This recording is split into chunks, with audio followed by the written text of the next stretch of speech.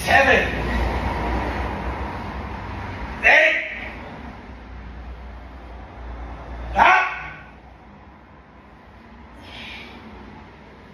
up,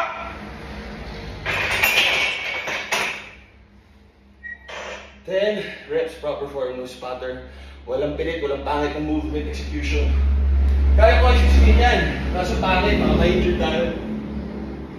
Stimulate, don't annihilate. Pinakamahirap sa lahat, ibalik yung weights.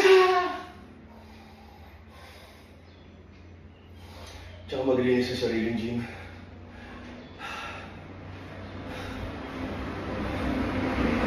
At least, umahabol na yung surgical leg ko. Hindi mo na makahalata, wala yung pilay. Inoperahan sa hindi. Naihabol naman sa awan ng Diyos.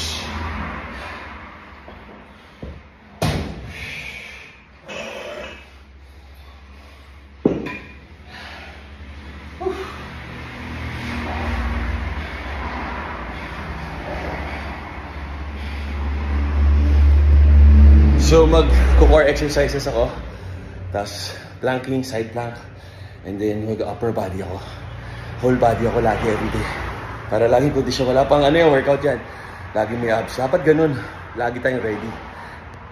Para kahit anong mangyari. Diba? Forever fit tayo.